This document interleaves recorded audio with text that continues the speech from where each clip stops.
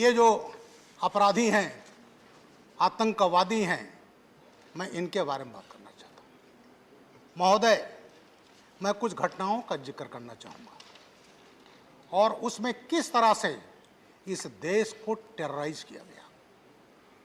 मैं उत्तर प्रदेश में सेवा में था। 23 नवंबर 2007 को कचहरी में ब्लास्ट हुए। लखनऊ, अयोध्या और बनारस मारे गए 1.5 दर्जन लोग।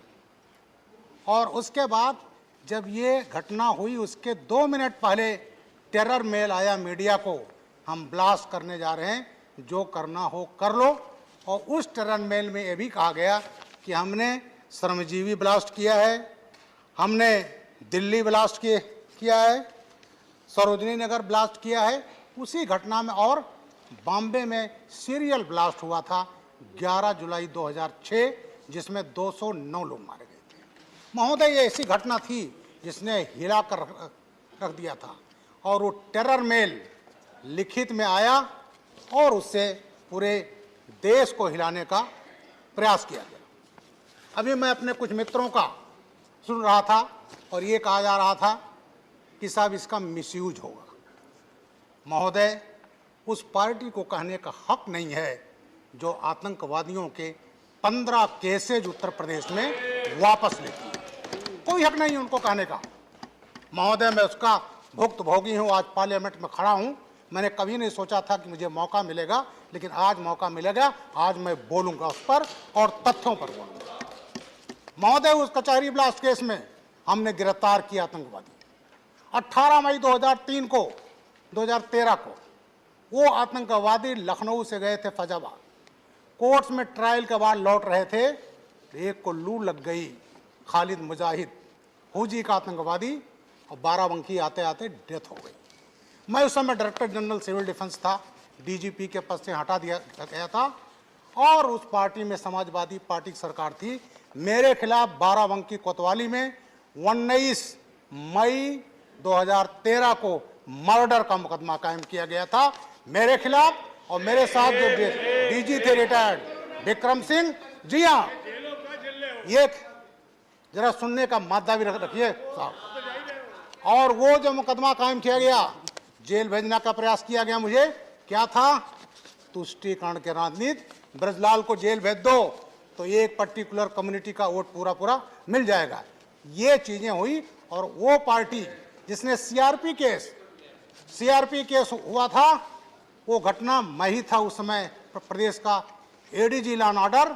रामपुर सीआरपीएफ हमारे 7 जवान मारे गए थे। 31 दिसंबर बटे 1 जनवरी 2008 की रात में हुआ था। AK-47 से हमला हुआ था और हमारे निर्देशन में इंडिया कमांडर लश्कर तोयबा का हाफिज सईद का मैं लाया था। दोनों पाकिस्तानी फिदाइन मोहम्मद फारूक, इमरान, लोकल मैन, और ला करके हमने चार्जशीट लगाई। RDX मिला, AK-47 मिला। और वो जो समाजवादी पार्टी सरकार आई तो उस केस को भी वापस लिया गया। मैं हाई कोर्ट इलाहाबाद को मैं सलाम करता हूं। हाई कोर्ट ने जानते क्या कहा था? महोदय, आप कौन होते हैं केस वापस लेने वाले? आप कौन कह रहे हैं कि निर्दोष है? दोषी और निर्दोष तय करेगा कोर्ट। और इलाहाबाद हाई कोर्ट का एक कमेंट था कि आज आप केस वापस ले रहे हो, कल को उनको पद्म विभूषण दे दोगे। ये इलाहाबाद हाई कोर्ट का था। और वो सीआरपीएफ अटैक का केस जो सरकार ने वापस लिया था, उसमें 4 को फांसी की सजा हो गई, एक को आजीवन कारावास हो गया, एक को 10 साल से। तो महोदय, ये जो बात करते हैं कि दुरुपयोग होगा, फला होगा, इनको ये दुरुपयोग और सदुपयोग कहने का कोई हक नहीं है। तो ये जो टेक्नोलॉजी बढ़ी तो ऐसे उसकी ज़रूरत थी, क्योंकि अभी मैं देख रहा था एक साहब ने कहा कि बड़ा दुरुपयोग होगा दिल्ली के। महोदय, इसमें कुछ ऐसी पार्टियां हैं जिन्होंने याकूब मेमन और अफजल गुरु को फांसी जब सजा दी गई तो उस फांसी को सजा को रोकने के लिए रात में सुप्रीम कोर्ट का दरवाजा खटखटाया गया। वो पार्टियां आज का कह रही है दुरुपयोग होगा। फांसी की सजा जिसको सुप्रीम कोर्ट से हो चुकी है जो लटकने जा रहा है और उसके पक्ष में खड़े हैं। टुकड़े टुकड़े गैंग को सपोर्ट करने वाले। अफजल, हम शर्मिंदा हैं, तेरे कातिल जिंदा हैं।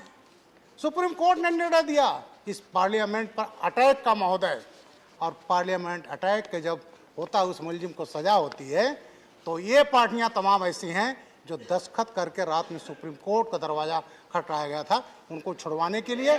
इसलिए महोदय, ये जो कहा गया दुरुपयोग होगा, ये दुरुपयोग नहीं, वो पार्टियां बोल रही हैं जो हमेशा इसका दुरुपयोग करती रही। महोदय, एक एक्ट था, हमने उसका काफी प्रयोग किया है, वो होता था टाडा, और टाडा नहीं होता तो आज पंजाब खालिस्तान होता। महोदय, मैंने वो भी आतंकवाद झेले हैं, ऐसे जिले में था। और जब उसकी उपयोगिता खत्म हो गई, जब कश्मीर में आतंकवाद बढ़ रहा था, कश्मीरी पंडित भगा दिए गए थे, उनके मर्डर्स हो रहे थे, तो पार्लियामेंट में हमारी जो उस समय सबसे बड़ी पार्टी देश की थी, उसको लोग लेट गए कि टाडा वापस ले लो, और टाडा वापस लिया गया। हमारे पूर्व प्रधानमंत्री अटल बिहारी वाजपेयी जी, वो जब आए तो क्या लाए?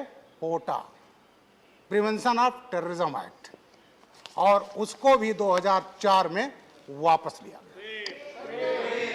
अभी मैं सुन रहा था हमारे एक मित्र आरजेडी के, वो कह रहे थे साहब दुरुपयोग होगा। अरे वो पार्टी बोल रही है जिसने गोधरा दंगे को दूसरा रूप दे दिया था, उसका परिदृश्य बदल दिया था। महोदय, 27 फरवरी 2002 साबरमती एक्सप्रेस, साबरमती, मैं फैक्ट पर बोल रहा हूँ, मैं फैक्ट पर बोल रहा हूँ, फैक्ट पर बोल रहा हूँ।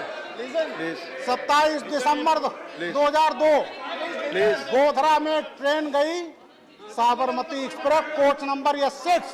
माननीय लोग हिंट करेंगे तो मैं दूंगा, वो हिंट करेंगे तो मैं दूंगा, प्लीज प्लीज। और महोदय, उसमें जला दिया गया पेट्रोल से 59 राम भक्तों को जला दिया गया। प्लीज महोदय, उसके बाद एक रेल मंत्री हुए 2004 में, जा रही है, प्लीज आरजेडी के थे, उन्होंने आफ्टर हिमालय